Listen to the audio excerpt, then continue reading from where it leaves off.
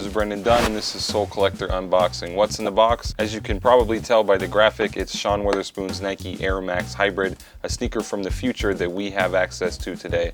By the way, shout out to Joe LaPuma, a man far more influential than myself. This is actually his pair.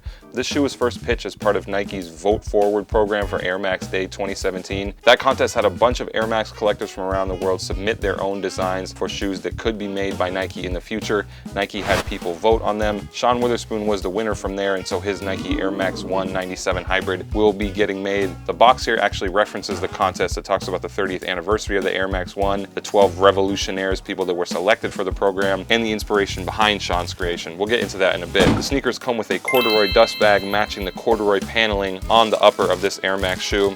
By the way, the official name of the shoe, according to the box tag here, is the Air Max 1/97 VFSW. Sean Wotherspoon's Nike Air Max Hybrid retails for $160. This sneaker is already reselling for $1,500, but I'm expecting those prices to go down a bit because it will have another release in 2018.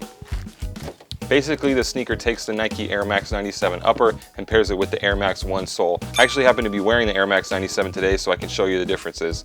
One other change made to the Air Max 97 part of Sean Wotherspoon's creation is it has the mini swoosh up here on the toe, a design detail you will not see on the original Air Max 97. The sneaker has a premium treatment on the inside, kind of a velvet material on the liner and then on the insole as well.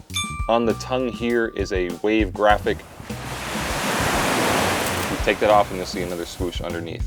Sean Wotherspoon is a founder of Round 2 Sports. He actually had a booth at ComplexCon where they released some pairs of these. He's also released some around LA. Sean is from Virginia, took it back to VA for one weekend and released pairs there, although the cops did shut that one down. He gave away some pairs in Richmond, Virginia as well.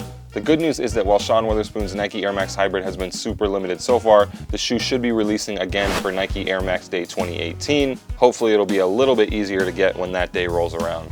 This has been Brendan Dunn for another Soul Collector Unboxing. Let me know in the comments if you voted for Sean Wotherspoon's Air Max design and if you think the shoes are worth these crazy resale prices.